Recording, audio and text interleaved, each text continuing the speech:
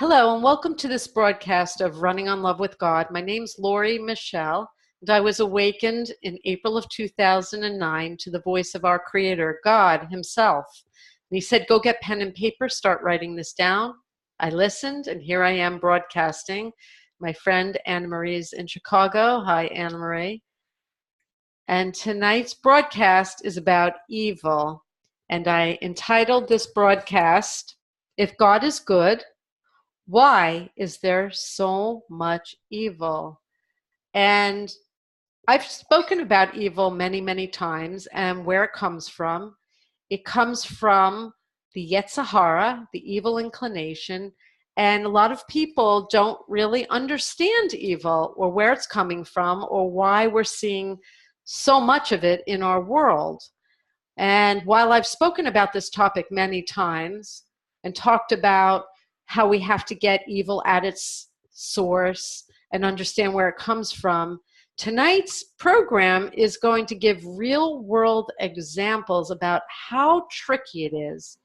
And we're going to spend a little time to sniff it out, to see if we can spot the evil, so to speak, or spot the good. A lot of people are getting tripped up around the world. A lot of good people, people who believe in God, people who are loving. They go to synagogue, church, the mosque, and they're not inherently evil, but they're choosing it. So that's what this program's about. And I posted a picture, and on the picture I said, decisions can have life or death outcomes. Don't be fooled. Think carefully and always choose good, which is God.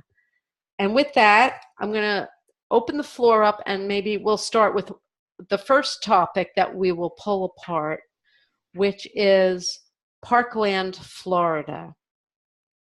And the reason I'm pulling this out as an example is it's clearly evil, right? Right. No one would argue that a 19-year-old boy who goes into a high school and kills 17 people is good. It's obviously evil. But what I want to peel apart for a moment is in the aftermath of that horror, what happened? And that's where I want to go with this, because I want to show how good people choose wrong and why they choose wrong. It's very sneaky. Because in every moment, I've discussed this, we have a choice between good and evil. And in my case, I'm spiritually wide awake. And I hear Hashem, God, which is the ultimate good. I hear him in English. But I also hear a voice, sounds like his voice, but it's evil. And it's a tester. It's the evil inclination called the yetze. It really has a voice. And it speaks to you and through you. But for everyone else in the world, Anna Marie, it sounds like Anna Marie. And so does he. And so does all the spirit that we're surrounded with. You see, you think you're walking around alone. It looks like you're alone, looks like I'm alone. But we're never alone. We're really not alone. It's an illusion. This is an illusion. This is not even who we really are. This is like, Play-Doh. We're not Play-Doh.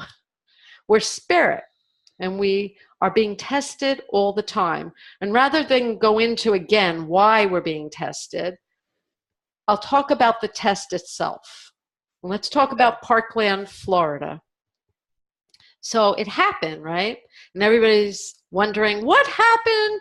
Nicholas Cruz, 19 years old.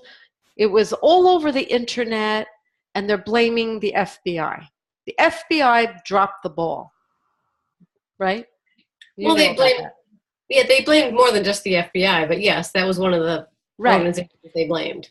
So there's a whole lot of conversation. How did they not do something? They knew about this, so there's attacking going on in that direction, right? And then we discovered recently that there was a police guard on site, a policeman with a gun, and he didn't go in for 4 minutes. He stood outside. And it's been quoted by the media that President Trump was speaking out and saying he would have gone in without any weapon, right? And that might be true. He might have done that.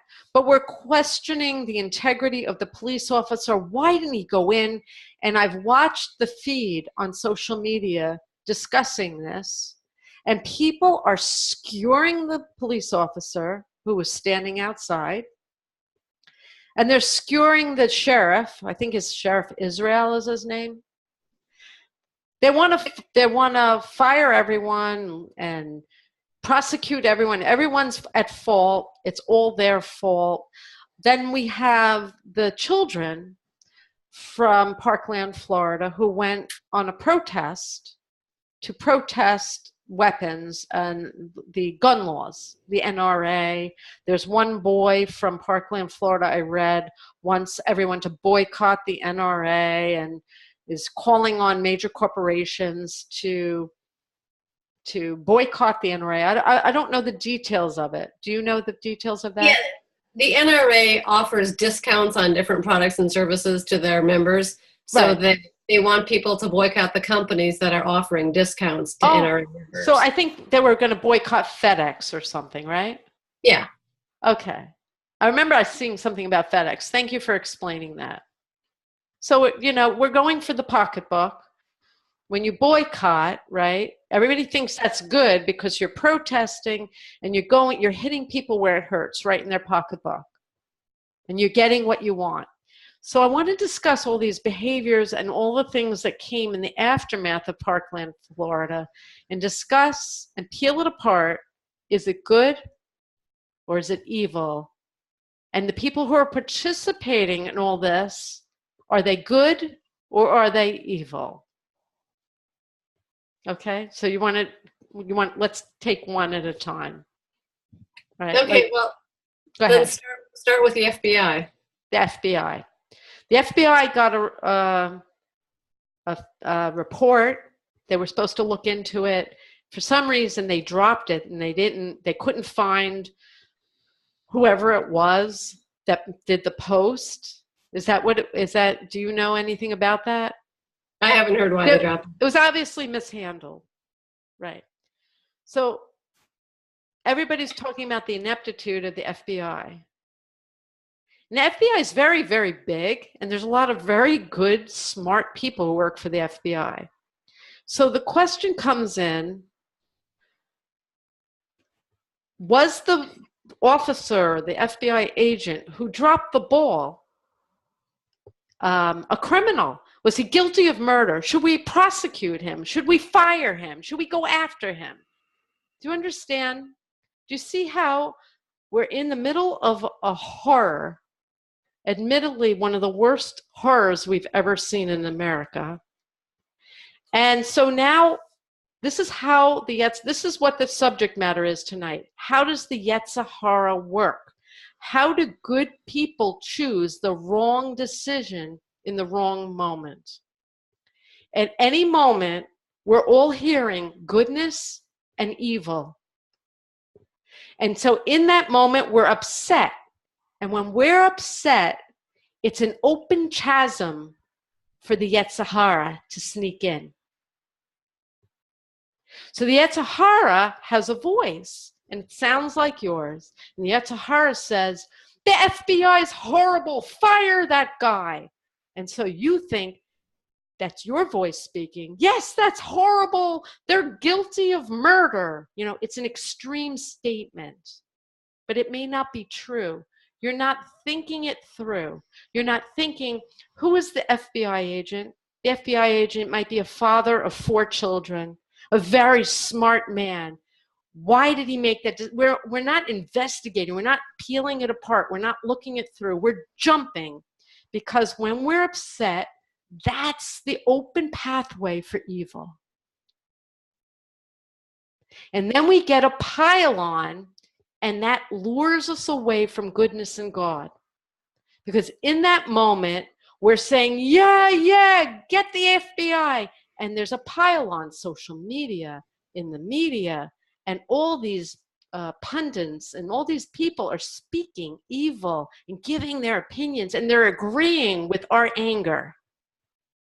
But isn't the reason for our anger the fact that we want it to never happen again? So we need to peel it apart, figure out where it went wrong, where it could have been stopped so that we can prevent it. All that is good.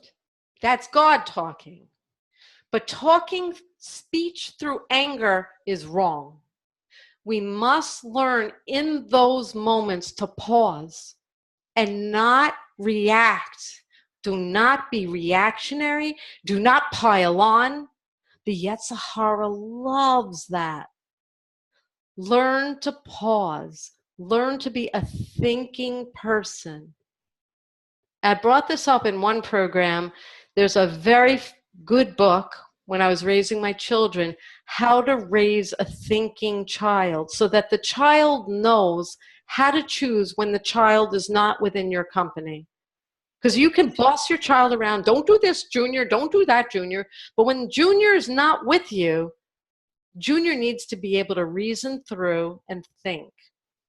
And not, we're not children, all of us, we're adults, but we need to exercise that spiritual muscle of pausing, taking a breath, and do not be willing to pile on and blame. Let me give another example. Let's pull away from the FBI because I don't really know enough about what happened. It was obviously someone dropped the ball on something, right? But anger is not the right energy. And when people pile on, it gets worse. But let's pull away from that and talk about the officer standing outside the school. Right? How could this be? He had a gun. There is a shooting going on. Why? And I was reading on social media, people were skewering this man, right? I don't know who he is. And then I saw more news reports saying that he was told to stay outside, that they were coming with reinforcements. And I thought, this is very unfair. Obviously, my heart is broken for the 17 people who were murdered, children. But the man standing outside was an officer. And he is probably a good man, a church going or synagogue going, a religious man possibly. Or he's possibly a dad with 3 of his own children, right? And maybe he heard shooting, but maybe he didn't know where the shooter was. And maybe he has a pistol and the guy has an automatic weapon and he doesn't even know where the gunfire is coming from. And while it would have looked like heroic measures to run in, like President Trump said, without a gun, he could have been number 18 and left 3 or 4 children without a dad. And would that have made the situation better? Right? I'm not defending. I'm just saying in that moment where we hear that there was an armed police officer outside the school, we can't just assume, how could he? I would run in. What a coward. Calling him names. Yetze hara. Yetze hara, evil. You're upset. There are dead children. Unthinkable. I've been crying ever since. But that's the open door for the evil voice to give you, oops, I just hit my head, give you that horrible thought to condemn, convict, and judge someone like that. And you don't even know really what was going through that man's mind. You don't know anything about him. But it is okay to ask the question, if there was an officer there with a gun, why didn't he act? Well, of course. But, is anybody this is another thing, is compassion. Let's not forget who committed the murders. Right. Well, we're suddenly skewering the FBI, we're skewering FedEx, we're skewering the NRA, we're skewering everyone. But there was one boy who made that fateful decision. Are we going to start skewering the family that took the boy in, who didn't know that he was harboring weapons? A couple, I think, brought this boy into their home. Let's skewer them. I'm not saying that we should, but what I'm saying is we're looking to blame. And that's what the evil inclination loves. It loves anger. It loves depression. It feeds on it. It's an open door. And what we need to learn is how to pause in that moment and choose the energy of God and goodness instead of the evil, because the evil grows and it attacks us and it makes us sick and angry and makes us choose more evil. Boycotts are not necessarily the answer. In fact, most boycotts are evil. Boycotting FedEx, for example, is going to possibly hurt a corporation that has lots and lots of employees that are good people. Why are we going to hurt all of them? Right, and I don't think the goal of the NRA is to arm school shooters. Well, let's go to that issue, okay? President Trump, and I voted for him, and I think he's got a lot of right ideas, was very upset. Obviously, we're all upset. And he's very against these gun-free zones. And he might have a point, right? Gun-free zone is a neon sign, come get me. Right. But he came up with this idea that all the teachers should pack a pistol. And a lot of people had a problem with him saying that. And you know what? I'm one of them.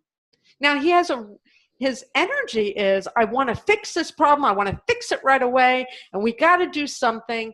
And that's a good energy. But when you're upset and you're determined and you rush to judgment, which is the evil inclination loves that. Let's rush. Like, let me give him a good idea. Let's give the English teacher a gun. Let's give the English teacher a gun and give her a raise and pay her extra to pack a gun. That's just not right. That's yetze. That's not the right way to think. You have to think these things through, one decision at a time, and not react. Okay, and yet, couldn't it be helpful if school shooters thought teachers might have guns? Now that they actually have to have them, it wouldn't be helpful? I'm getting an absolute no. Teachers should teach, and security and police officers, military, they're here to protect. It should be a job. Your job is to protect. And instead of paying teachers extra to pack a gun, well, first of all, you know, I don't know if this Nicholas Cruz had a mental health history. He might have, or he might. Some of these shooters don't have any history at all. But there is a very large amount of people in American society suffering from various forms of mental disorders, so they say, right? So we don't know what the teachers are suffering from. Mrs. Davis, the geography teacher, is having a horrible divorce. She's not sleeping at night, and she has anxiety. And she forgot to take her medication that morning. But she's packing a pistol. You know, it's just a powder keg that's ready to blow up in everybody's face. And, you know, I'm not criticizing all the teachers. The teachers might be wonderful, but they should be teaching.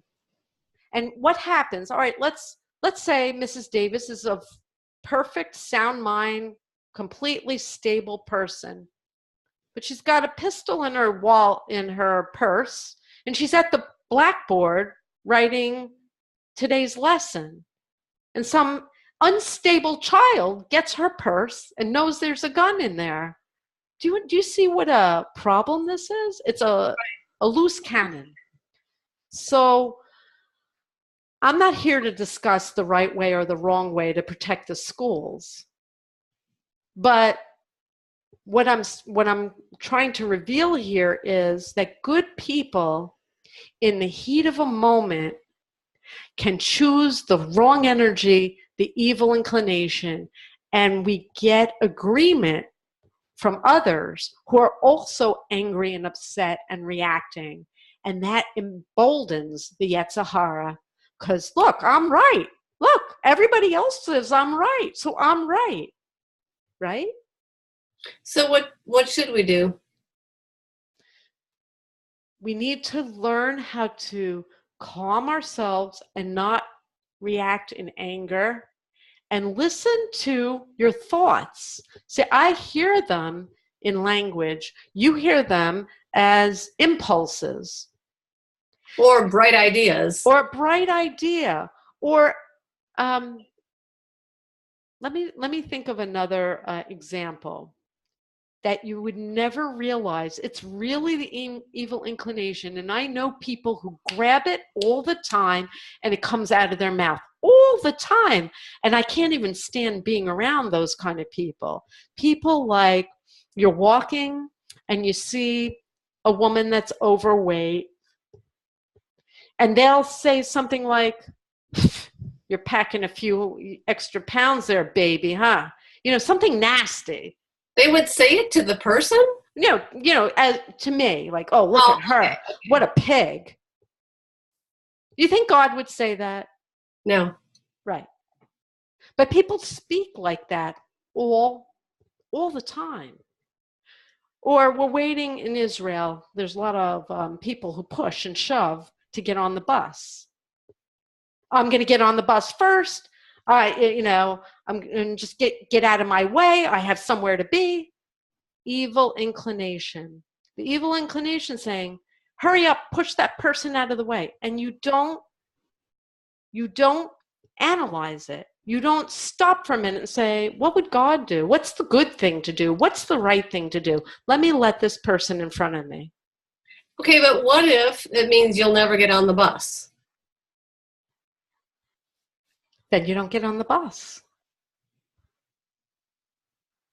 You know, if you need to get on the bus, get there on time and get in the front of the line. Oh, okay, so there is a line. It's not a chaotic. You know, it's you see people kind of merging and pushing. That maybe that's an extreme example because it's really crazy here in Israel with the bus situation. I've learned years ago it can be crazy, but I've learned to get to where I'm going early. I make sure that I get somewhere early. But more seriously, we were just on the serious subject of Parkland, Florida, and how when you're upset, you get these impulsive thoughts like, okay, I'm going to start a boycott movement. I'm so upset. This is a travesty. The NRA is to blame. And I think anybody who supports the NRA, we should boycott. They're not thinking through the outcome. They're reacting.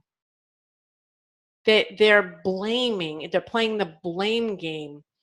And here's a news alert about the NRA and the Second Amendment. I'm told the Second Amendment is a very important right. Doesn't mean that everybody should be packing a gun. There should be laws and protections and automatic weapons. There are certain weapons that, probably don't have a need to be in anybody's hand. I'm not here to debate that. But what I am told is that we don't want a society like North Korea, God forbid.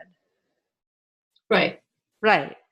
So just comparing Israel with the United States, we don't have as much gun violence here. We have a lot of other problems here. But I get on the bus with 19-year-olds who are carrying machine guns, and I'm not afraid. So there's a problem going on in America, and to point blame at the police officers and the FBI and the NRA and a big pile-on, and Democrats fighting the Republicans and Republicans fighting the Democrats, is more evil begetting more evil. We have to stop labeling each other and looking at the source of the problem. The problem is evil. It's not a religious group. It's not a political group. It's not a group at all. It's in all of us in any moment. In any moment, any person can choose the wrong thought, wrong-headed idea, and act on it. Let me give you another example. Let's get off the subject of guns. I saw a post on LinkedIn, and it was a picture that we've seen all too often of ISIS terrorists with victims that they were about to behead. And it was an article about it. I think it happened just last week. And I couldn't even read the article, and so I commented and wrote, I can't even read this article. Just looking at this picture makes me sick and tremble. And that's all I wrote. I can't even tolerate looking at this picture. And someone added on to my comment something derisive about Muslims. Now, right. So now, looking at that, there are millions upon millions upon millions of good, loving people who blame Muslims for everything that the ISIS terrorists do, or any terrorist group does. And if you did a head count right now, probably, I don't know, but maybe, possibly, there is a higher number of Muslims committing acts of terror right now. Let's say it's true. 70 years ago, it was the Christians who were doing more terrorist acts in the Holocaust, murdering more people than the Muslims, right? So what I'm saying is evil doesn't have a religion, a race, a creed, an ethnicity. Evil is in everyone. Everyone chooses evil, and we need to be very clever and be able to sniff it out and be on guard, especially when we're angry, when we're upset, because that is the open chasm and the open pathway for that evil voice that mimics your own and says something that sounds like a grand idea, and it's not. And it lures you away from goodness and God. What you really have to do in that moment is say, would God say that? Would God say that, those words that are coming out of my mouth? And chances are, if you use that as a litmus test, you probably would say no.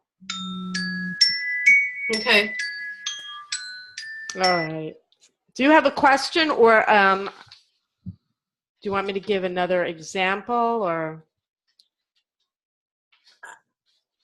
Okay, if no one is hurt, why does it matter? So if people are all expressing these negative opinions about all these people who should have done something, but if nobody's actually hurt, does it matter that we're kind of... Everybody gets hurt from evil, Anna Marie. But we're just talking, we're not actually doing. Okay. Let me remind you that God spoke everything into being, with the exception of us. With the exception of the soul of every person, everything gets spoken into being, which means nuclear weapons, guns, choices, evil speech. When we speak evil about any person and we get enough agreement, there's a danger of turning people against someone else or something else. Right now, what we're seeing in the media is people turning on each other, and no one can seem to get along, and it's horrific. It's Democrats against Republicans and conservatives against liberals, and there's a hate fest going on that's pure evil. Do you have anything you want to add to that? We're out of time. Okay, well then let me wrap up by saying evil's a choice. Terrorism is a choice. How we react to terror is a choice. We choose it in every moment, and we need to become more aware of our thoughts and become the thinker. There's a statue, I believe, like this. We need to become the thinker. What would God say? Would God call someone an awful name, or would God think it through? And the other thing that we need to think about is we are not the judge and jury. We are people, and we need to learn how to have compassion for other people. The police officer that was outside that school with the gun, who didn't run in, is a person. He didn't want those children to die. God forbid. Have compassion for him. Don't have a big pile-on and call him names and say what you would have done. In that moment, none of us know what we would have done. And God willing, none of us will ever have to find out. So please learn how to choose goodness in every moment. Use your soul. Reach for him. He's around you. He's speaking to you. And choose him because he is the king. And if we learn to choose him in every moment, we'll have peace on earth. Go to lauriemichelle.net. Watch more programs. There's a lot of eye-opening programs. And listen, learn, and work for world peace. May there be world peace in our time. God bless you.